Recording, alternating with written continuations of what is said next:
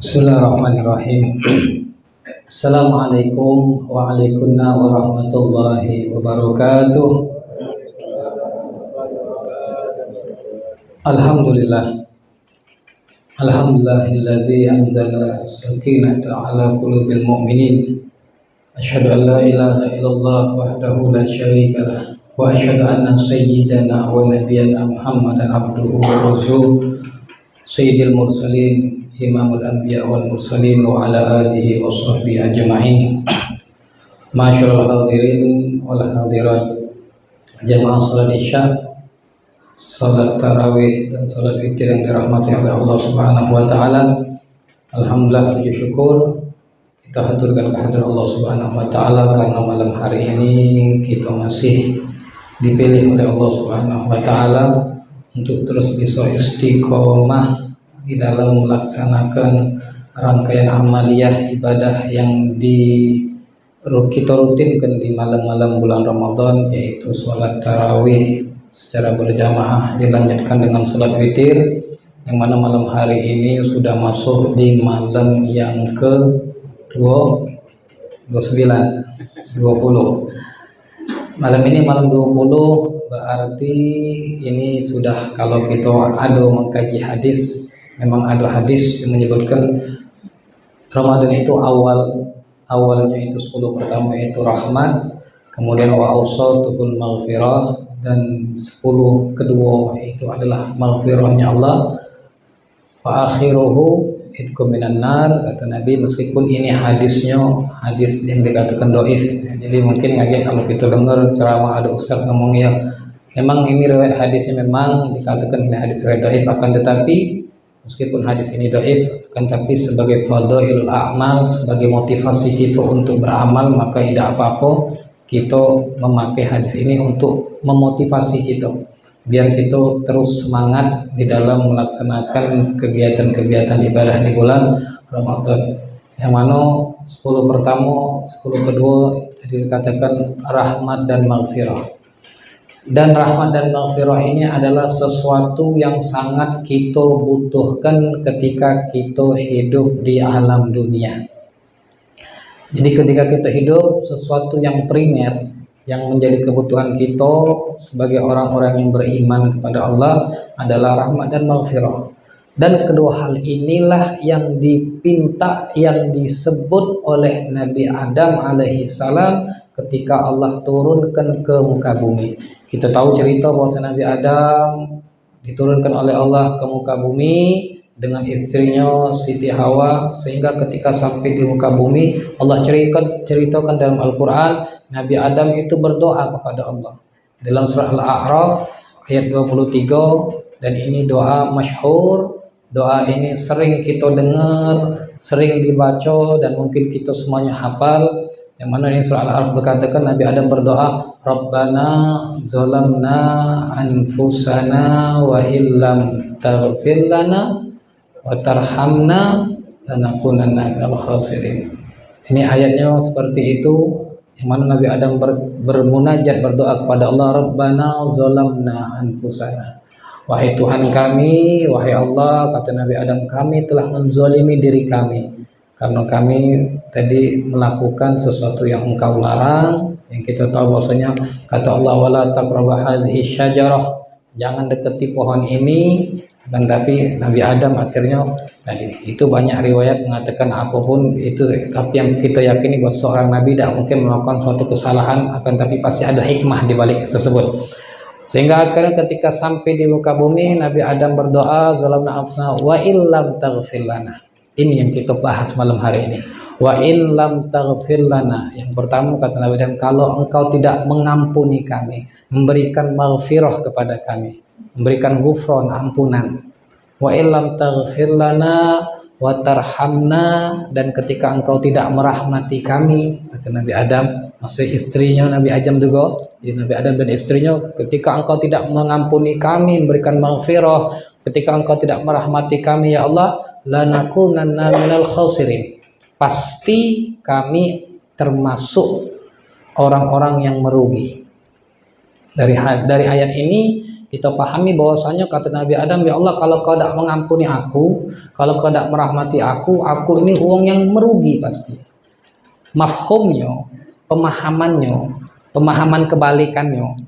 Kalau kita nak pengen jadi uang yang beruntung, kebalikan rugi untung. Kalau kita pengen beruntung, berarti kita harus cari dua ini. Berarti kita harus mencari rahmatnya Allah, kita harus mendapatkan rahmatnya Allah, dan kita harus mendapatkan ampunannya Allah, mendapatkan maghfirah dan rahmat Allah kalau kita pengen beruntung. Karena kata Nabi Adam, kalau tidak dapat rahmat Allah, tidak dapat ampunan Allah, maka jadi uang rugi. Tapi kalau kita nak bahagia, nak beruntung, berarti yang kita cari dua, yang kita harus gapai dua. Dan alhamdulillah, bulan Ramadan adalah Allah sediakan fasilitasnya. Allah kasih kesempatan kita untuk jadi orang-orang yang beruntung. Allah berusaha memberikan kesempatan kita agar kita tidak menjadi orang-orang yang merugi. Karena di bulan Ramadan tadi Allah bukakan rahmat seluas-luasnya. Bukan berarti di luar Ramadan tidak ada rahmatnya Allah, ada. Akan tapi ini bahasanya diobral lagi. Dikasih kesempatan sebesar-besarnya, semudah-mudahnya untuk kita mendapatkan rahmatnya Allah. Dan kita di bulan Ramadan dikasih kesempatan sebesar-besarnya untuk mendapatkan maghfirah, ampunan Allah. Jadi dua ini harus kita gapai dan harus kita usahakan kita dapatkan di bulan Ramadan ini. Rahmat Allah, apa itu rahmat? Rahmat dalam hadis Rasulullah mengatakan, innalillahi mi'ata rahmatin. Ini hadis Nabi. Rasulullah mengatakan sesungguhnya Allah itu mempunyai 100 rahmat. Anzala minha rahmatan wahidatan. Akan tetapi kata Nabi, dari 100 rahmat tadi hanya Allah turunkan 1 rahmat ke muka bumi ini. Jadi bahasa yang kita alami sekarang ini rahmat Allah ini cuma 1. Ini Nabi yang ngomong. Kata Nabi, rahmat Allah ada 100, yang diturunkan ke muka bumi ini cuma siko. Dari 1 ini, inilah yang menjadi daripada sifatnya Allah Ar-Rahman. Jadi kita tahu salah satu sifat Allah itu Ar-Rahman. Ar-Rahman adalah 1 rahmat yang diturunkan oleh Allah. Yang diartikan Ar-Rahman itu apa, Bu? Ibu-ibu paham arti? Apa Bu arti Ar-Rahman?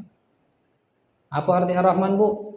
Ibu kan biasa tadarusan, biasa galak ngaji, biasa kan kayak sedang ngaji ada terjemahannya. Bismillahirrahmanirrahim, dengan nama Allah yang Maha Pengasih. Ar-Rahman artinya Maha Pengasih. Karena bukan 1 ini tadi kata Nabi diturunkan ke muka bumi, dan 1 ini merato. Jadi yang Rahman Allah ini merato untuk semua makhluknya. Baik ini makhluknya adalah orang yang beriman ataupun orang kafir. Baik pun ini orang yang soleh ataupun orang yang toleh, yang tidak soleh maksudnya. Baik ini untuk orang yang taat ataupun uang yang banyak maksiat. Jadi Rahman Allah ini merato umum. Rahmannya Allah tidak pernah, Allah Maha Pengasih tanpa pilih kasih. Dapat galau. Maka dengan rahman Allah ini uang kafir dapat. Lihat kehidupannya kadang lebih banyak dari kita, lebih mewah dari kita. Karena apa? Sifat rahmannya Allah merato. Akan tapi ini pengasih. Allah ngasih, siapapun dikasih oleh Allah. Nak uang kafir, nak uang muslim, nak dia ahli ibadah, nak dia uang taat, nak dia uang ahli maksiat, dapat galau. Karena sifatnya Allah yang Maha Pengasih. Akan tetapi maaf, yang namanya dikasih belum tentu disayang. Yang namanya dikasih belum tentu disayang. Jadi makanya kita jangan heran. Kayak apalah wong itu tuh kadang ibadah jarang, kadang kita lihat gawe tidak benar, tapi kok hidupnya lemak-lemak baik. Aku yang biasa ibadah, hidup aku cak ini mah. Kenapa ya tadi? Karena rumusnya yang dikasih belum tentu disayang. Contoh, kita ngasih tukang parkir. Kita ini kan kalau misalkan belanja, kadang di toko-toko, misalkan ada di beberapa toko, misalkan kita datang, parkir motor, parkir mobil, udah kati wong itu. Dan kita nak balik, aduh bunyi peripitan tadi. Aduh, kita kasih. Kita ngasihnya apakah karena sayang? Tidak, karena kita ngasih kesel. Ini tiba-tiba muncul baik, kadang tidak kati. Kita ngasih kan? Ngasihnya kita apa karena sayang? Tidak. Jadi dikasih belum tentu disayang. disayang. Nah, maka yang kita cari adalah rahim. Kalau Rahman dapat galau, wong ahli maksiat dapat, wong kafir dapat. Tapi yang kita cari rahimnya Allah. Kenapa? Rahim ini ialah yang 99 yang belum diturunkan oleh Allah. Dan ini hanya khusus Allah berikan kepada hamba-hamba pilihannya. Hamba-hamba yang benar-benar dicintai oleh Allah. Kenapa? Ar-Rahim artinya maha penyayang. Ar-Rahman dengan nama Allah yang maha pengasih lagi maha penyayang. Ar-Rahim yang kita cari rahimnya Allah. Kenapa? Tadi dikasih belum tentu disayang. Kalau disayang biasanya dikasih. Kalau tidak dikasih karena sayang. Nah, jadi ulang lagi. Dikasih belum tentu disayang. Kalau disayang biasanya dikasih. Kalau tidak dikasih itu karena sayang. Maksudnya apa, Ustaz? Iya, terkadang yang kita minta tidak dikasih oleh Allah bukan karena Allah tidak ngabulkan. Bisa jadi tidak dikabulkannya karena sayangnya Allah. Contoh, biar lebih memahaminya, ibu-ibu masak, lagi motong sayur. Tiba-tiba ada anaknya masih kecil, 5 tahun 6 tahun, jengok emaknya lagi motong sayur, pengen nak motong juga. Biasa budak kecil kan ya itulah. Kalau emaknya apa gawe nak diikutinya, akhirnya minta pisau juga. Nah ikut motong, niatnya bagus, nah ikut bantu emaknya motong nih. Tapi ibu-ibu kira-kira anaknya itu yang 5 tahun tadi nak minta pisau, dikasih dah Bu? Dikasih dah Bu? Tidak. Oh ibu tidak kasih, kenapa? Udah sayang berarti dengan anak ibu. Berarti ibu tidak sayang dengan minta tidak dikasih. Bukan, justru tadi tidak dikasih karena sayang dengan anaknya. Karena tahu ini kalau dikasih justru bahaya untuk anaknya, akhirnya tidak dikasih. Tidak dikasihnya karena ibu sayang. Jadi pemahamannya ketika kita minta sama Allah, ada sesuatu yang kita minta sama Allah belum dikasih oleh Allah, maka kita harus berhusnuzon. Bisa jadi yang kita minta itu sesuatu yang tidak baik untuk kita, bahaya untuk kita, maka tidak dikabulkan oleh Allah karena sayangnya Allah dengan kita. Gitu. Maka maaf, di sini yang mungkin gitu. Hidup kita nih banyak standarnya menengah ke bawah. Kita hidup susah, kadang minta ya Allah luaskan rezeki aku, jadikan aku wong kaya. Kita sudah rajin ibadah, sudah ini tidak kaya-kaya misalkan. Aduh wong itu yang tidak ibadah, hidupnya luar biasa, makmur katanya. Nah, kadang kan kita seperti itu. Nah, bisa jadi kita minta kaya itu sesuatu yang justru kalau kita kaya bahaya untuk kita. Yang tadi kita hidup pas-pasan, hidupnya susah, kita rajin ibadah, bisa jadi karena kaya tadi kita tidak ibadah lagi. Bisa jadi karena sudah kaya, banyak duit, banyak harta, bisnis banyak, sibuk ngurusi hartanya, sibuk ngurusi bisnis, tidak ibadah. Nah, maka tadi bisa jadi sesuatu yang kita minta tidak dikabulkan oleh Allah karena sayangnya Allah kepada kita. Makanya kita harus senantiasa berhusnuzon kepada Allah, berprasangka baik kepada Allah, dan banyak-banyak bersyukur. Apa yang ada, syukuri. Alhamdulillah masih ada hidup meskipun kecukupan. Kenapa? Masih banyak uang yang dibawa kita, hidupnya banyak kekurangan. Alhamdulillah punya rumah meskipun ngontrak, masih ada uang yang tidak kati rumah nih, antek konak kontrak lagi dah baca dia. Nah, makanya jadi banyak-banyak bersyukur, banyak-banyak berhuzon kepada Allah. Kita cari rahmat Allah di bulan Ramadan ini, yaitu sifat rahim yang mana khusus. Jadi kalau misalkan disuruh milih, nak minta rahman apa rahimnya Allah, Bu? Bu, kalau disuruh milih nak minta rahman apa rahimnya Allah? Minta dua-duanya, dirahmani Allah, dirahim Allah, dikasih sayang oleh Allah tadi. Jadi ini yang kita cari yang pertama. Kita cari rahmat Allah Subhanahu wa taala yang meliputi rahman dan rahimnya Allah. Lalu yang kedua, maghfirah, ampunan. Kenapa kita harus cari ampunan? Karena kita ini tidak pernah lepas dari namanya kesalahan. Tidak pernah lepas dari yang namanya dosa. Oleh karena itu maka kita pun wajib tiap hari bertobat. Tiap hari banyak-banyak beristighfar, minta ampun sama Allah Subhanahu wa taala. Karena apa tadi? Kata Nabi, kullu bani Adam khata'un. Setiap manusia itu pasti pernah melakukan kesalahan, pasti pernah melakukan dosa, pasti pernah bermaksiat. Siapapun kita. Tapi Nabi ngasih kabar gembira, wa khairul khatta'ina at-tawwabun. Sebaik-baik wong yang pernah melakukan kesalahan, ini wong melakukan kesalahan, tapi kata Nabi ada bisa dikatakan wong baik. Siapa itu? At-tawwabun, mereka yang mau bertobat, yang mau minta ampun, melakukan kesalahan minta ampun, melakukan dosa bertobat, istighfar. Maka ini dikatakan sebaik-baik wong yang melakukan kesalahan. Kenapa? Tadi kita tidak pernah lepas daripada kesalahan, kemaksiatan, maka caranya selalu minta ampun. Maka di bulan Ramadan ini kita berusaha untuk mencari maghfirah, ampunannya Allah yang Allah bukakan selebar-lebarnya. Bukan berarti di luar Ramadan tidak kasih ampunan, ada ampunan Allah. Tapi di Ramadan lebih mudah kita dapatkan. Kenapa? Karena setiap ibadah yang kita lakukan di bulan Ramadan, bonusnya selain pahala ialah ampunan.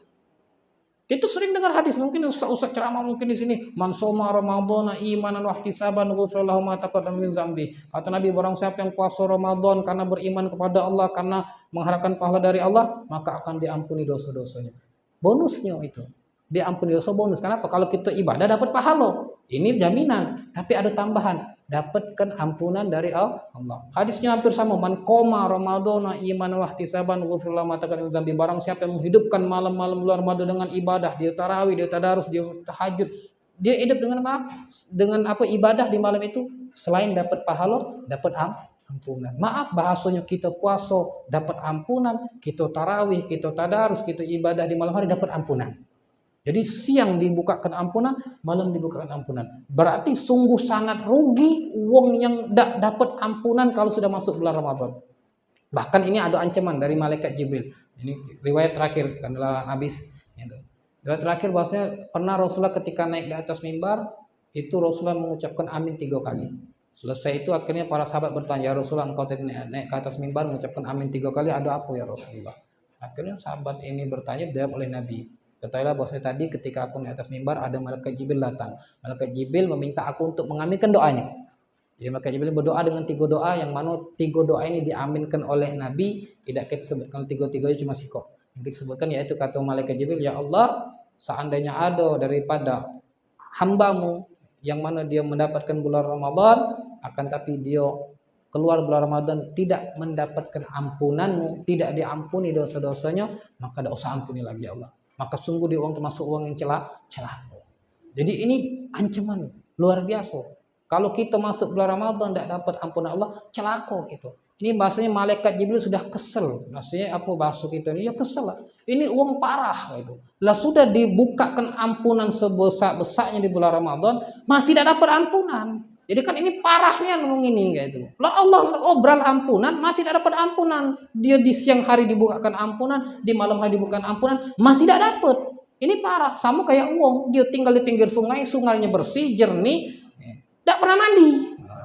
Parah mati uang ini. Lo tinggal nyemplung depan rumah yang sungai, belakang rumah sungai, tidak pernah mandi, parah. Nah sama tadi, uang sudah dibukakan ampunan sebesar-besarnya, tidak dapat ampunan, berarti parah. Oleh karena itu jangan sampai kita termasuk orang-orang yang dikatakan oleh malaikat Jibril tadi. Maka masih ada beberapa hari ini, mari kita berusaha untuk meraih daripada rahmatnya Allah, meraih ampunan Allah dengan berusaha untuk semaksimal mungkin melaksanakan ibadah, terlebih di akhir 10 terakhirnya harusnya lebih semangat. Bukan ngilang kalau, bukan sibuk buat kue, tapi justru di 10 akhir ini lebih semangat kita untuk ibadah karena untuk menggapai kebaikan-kebaikan yang Allah siapkan di bulan Ramadan, terlebih di 10 terakhirnya ada yang namanya malam Lailatul Qadar. Kita cari dengan berbanyak ibadah di malam harinya, terlebih terkhusus agar kita semua selain mendapatkan maghfirah, mendapatkan rahmat dan juga mendapatkan malam Lailatul Qadar. Mudah-mudahan kita semua diberikan hidayah, diberikan kekuatan oleh Allah, dan agar kita berhasil melewati tarbiyah Ramadan dengan terbaik mungkin, agar kita kembali